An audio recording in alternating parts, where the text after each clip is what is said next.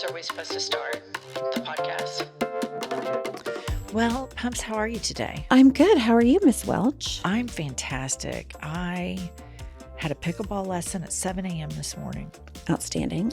I did so fucking well at my pickleball lesson. My instructor was so impressed with me. Antonio Banderas. Antonio. Mm-hmm. He was amazing. I was phenomenal. And I have a pickleball match later this afternoon where I plan on rolling out all these new tricks. Right. Just wax the competition. I mean, I cannot wait. They have no idea what they're getting ready to get in for. That's right. I cannot wait. You know, we have this shot where I'll hit a ball, and if it kind of hits the other girl in her vaginal area, you know what I call that shot? A crotch shot? A twat shot. We do love twat. We're trying to work it in our conversation more. The twat shot. The twat shot. I like it. The twat shot. It's a good shot. I like it. It's a great shot. Really throws your opponent off, hitting them right in the twat. Yeah, I think that would do it. Well, here's the deal. Today is one of our favorite days where we hear from our listener, and we are so excited to hear from our listeners about what they've had it with, because there are so many things in the world that are so insufferable. And annoying. Yes, and we need to know what is going on in the lives of our listener, because we here at I've Had It Podcast care about our listeners' petty grievances. Absolutely. Kiley, who's our first contestant? Up first, we've got Emily G. Okay. I have had it with women having home births. Take your ass to the hospital. Get out of that pool. Take your ass to the emergency room and have your ass a birth in the hospital. Get that epidural, girl. Absolutely. You are not making major moves by having a baby in a pool. I have had it with home births. I could not agree more. There's just nothing grosser than the thought of giving birth in a pool, because then all that stuff that comes out is then on your skin. Why would anybody not want an epidural? I know people think it like makes them like, oh, I gave natural childbirth. Okay, good for you. I did the drugs. It was great. It was easy. Hold on. If you do a home birth, do you have it in a pool, or is the pool optional? What's going on with the pool? I think people have babies in like the bathtub at home, because it's like you give birth and they're in a warm water area, and then so it's supposed to be easier on the child. Enough. Yeah. I don't want to hear. I don't. But all that gunk comes out. And I don't want to. I do not. I hate labor and delivery war stories, and I don't give a shit if somebody. I don't want to hear about anybody's epidural, and I sure as fuck don't want to hear about anybody's home birth delivery, and why somebody would want to be a hero in the days of modern medicine. It's not going to make you a better mother to decline an epidural in a hospital. I don't understand. Like, it's not even an option. No, it would never even cross my mind that was an option, the home birth thing. I don't know. There's always these people that it's like a skirting in a way. They're kind of trying to skirt the system. Like, we have evolved as a species to where we have better things. Like, now we have electricity. Right. And 150 years ago, they didn't have it. And I like it. Right. And I like air conditioning. I'm not going to be like, it's August and it's 105 degrees, but fuck it. I'm going to live in my log cabin without AC. Right. That'd be fucking crazy. I don't understand why people I think it's in the same vein to deny going to a hospital, because what if something's wrong with that child? That's what I think. You have a team of doctors right there. Right. And now the infant mortality rate is much lower than it was 150 years ago. Right. It's much lower. I've had it. Had it with that. That was a good one. That's a really good one. Yeah, that was a good one, Emily. Really good. Let me ask you guys a question. Okay. Did either of you eat your placenta? Fuck no. Ugh. No, I think that's bananas. Crazy town. I heard about this. About 10 years after I had my first kid. And then the people are storing the placenta, eating the placenta. I think it's fucking cuckoo from Right. Coco puffs, and it's cannibalism, and nobody's calling it what it is. It's fucking nut job sickness. Yeah. Yuck. Have you seen Jeffrey Dahmer? This is that same shit. And they're trying to dress it up and trot it out like eating a placenta is somehow not that shit. And that's exactly what it is. I'm not buying it. No. And I've had it. I've had it with that too. That's gross. They're crushing them up now and like drying them up, crushing them up, and people can swallow their own placenta in a pill. See, that just goes. This is Jeffrey Dahmer shit. My thing is like, why would you be thinking that much about your placenta? It's like you give birth, they throw it away, move on down the road. Like there's no place for a placenta after the baby's born, except in the trash. Period. I've seen people put it in milkshakes. I mean, how fucking gross is that? It's too much. I've had it. I've had it with the home deliveries, lack of epidurals. And if you're eating your placenta, for God's sakes, don't tell anybody. Right. That is Number one, private. don't do it. But number two, if you put that shit on the internet, I think that there should be, some blocking should go on. That is just an overshare. And it's like, it's cannibalism is what it is. Ugh. It's gross. It's gross. Okay. Okay, up next we've got A. Henson. Okay. I've had it with old men in meetings, and old, I mean over the age of 55, wearing terrible cologne. Oh. It's the kind that sits on your grandfather's cabinet when you were small, and it's yellow, looks like it was pumped some moonshine in the back mountains. And it looks like how Joe Pesci would smell in the 80s. Period. I've just left a meeting. It's an hour later in my car, and I still smell like him. That is nostril rape, and I have had it. Nostril It's true. rape. I know exactly the smell she's talking about. Yeah. And you described it perfectly. Joe Pesci in the 80s and just kind of the slick back hair. But no, there is a breed of men, and they're the type, these guys that when they stand up, they have a toothpick in their mouth, but they kind of like make this big to-do of hiking their pants up Right. after they stand up, and there's kind of a winks Right. Yeah. like that, and the toothpicks hanging out. These would be the cheap cologne abusers. Yes. Because Josh Welch would be a high-end cologne abuser. Right. And then when you get to the cheap cologne, It's exponentially and it is worse. nostril rape. It is. It is. And it sits up in there. Yeah, and you it can't kinda get rid of it. burns. And how much did he have on if she's in her car an hour later and her car smells like it?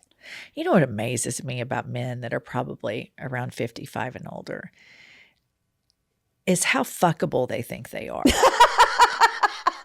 They have overinflated their their worth. And you know what I'm talking about. Oh, yeah. I mean, they look at you and they just look you up and down and they think, Like, let's go. and I'm thinking, he really thinks he's super fuckable, doesn't he? Right. And it's phenomenal because it seems like the older they get, the more fuckable they think they are. You see it in airports, you see it in, Target, you see it at the gas station, and the eyes just kind of linger on you and you're thinking, listen up, fuckface. This thing ain't happening. Ever. But they're like tripling down on it. Right. It's unbelievable. You get that with men, Kiley, even though you're gay? Yeah. Yeah. And don't you think when they get over 55, it's just they really think they're fuckable, don't they? Yeah, everything that is wrong with like a young man just gets worse as they age. Agree. Yeah. Same could be said for women too. Yeah. Yeah. I'm getting crankier as I get older. There's no doubt about Oh, that. God, I'm insufferable. It's just People on our Instagram will be like, boy, she sure is mad all the time. And what's so funny, listener, is like if you knew me all the time, I'm not this cranky all the time. right. It just comes out. Yeah, and I'm actually quite affectionate and sweet and positive to all of my friends. But when we're doing this podcast, I mean, it is the shit that I have had it with. I mean, accelerator smash to the Right. floorboard. Just bubbling over on high. Totally. But I'm actually, moderately pleasant person. Moderately. Moderately. I think that's fair. I think that's totally fair. Yeah. Yeah. All right. Okay. Up next, we've got Anora. I have fucking had it with paying it forward in the Starbucks drive-thru. When they say, oh, the car ahead of you paid for your order. This is not helpful to anyone. I have made the decision to come to Starbucks because I have the means. Instead, pay the baristas. Give them a tip. My husband made the mistake of paying it forward to the car behind him, and their order was huge. He had just ordered a coffee. So stop fucking doing it. Yeah. The last time someone bought my coffee for me, I said thanks and drove away and broke the chain. That is so true. Fabulous.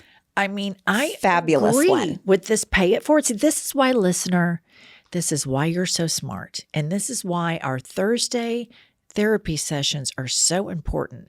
And one thing I want to let everybody know is each week we find out that we are all in the same tribe, because now these all start with, I have fucking had it with.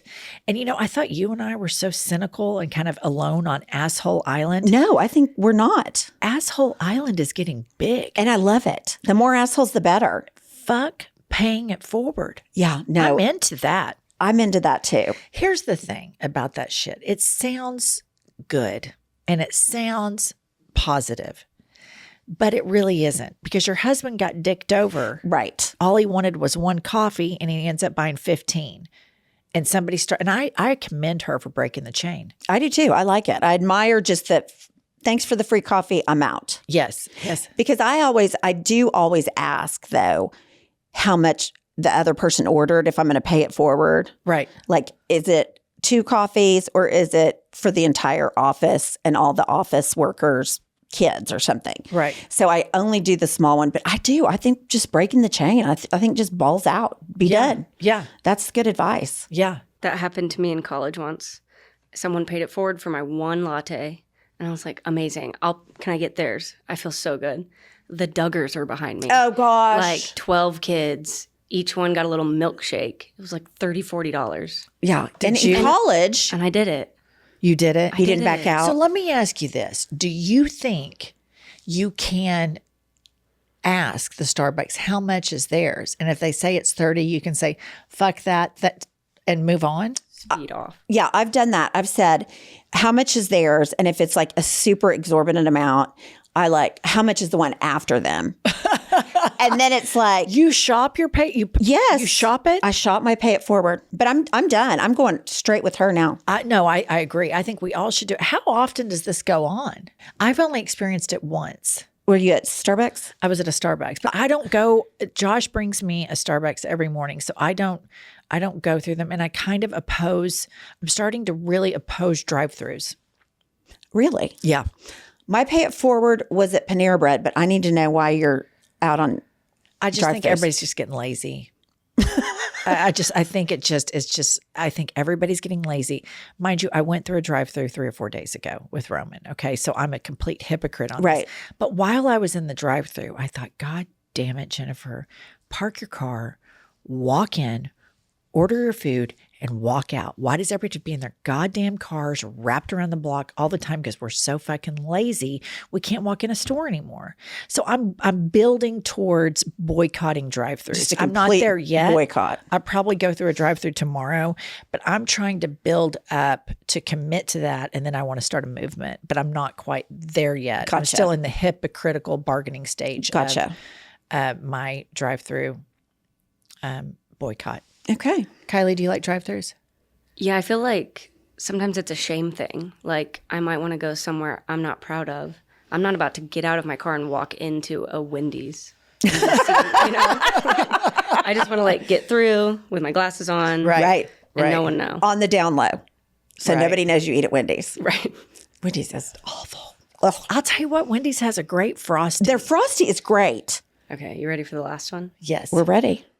Her username is Baked by Becca, and it's kind of a 2-parter. Okay. Pumps, Jennifer. Let me just tell you what I have had it with this week. Federal income taxes. Like, they already know how much we're supposed to pay, yet they won't tell us, and we get in trouble if we don't know. So, cut the shit. Tell us how much we owe so we can pay. Thank you. Side note, in college, me and all my roommates used to sit on our back porch and smoke cigarettes with one rubber glove on, and we would call it the pump glove. And in retrospect, I don't think any of us even smoked cigarettes before that. So, there's that.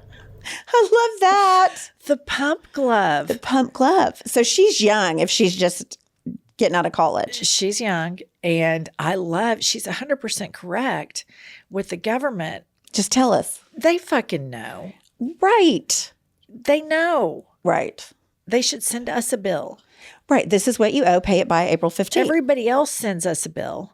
Everybody else. They should send out the bills. No, I know. I guess people would bitch about if they didn't give them the deductions and it'd be a shit show. But Yeah. I do think that would be easier, particularly if you don't have a complicated, like if you're a W-2 or 1099 person, it shouldn't be that hard. Taxes are, I mean, you know that saying, death in taxes. Right. I mean, it's just so true. I mean, I tell my kids all the time, be a vigilant bill payer. I am like, the moment I get a bill, I pay it immediately. I'm vigilant about it.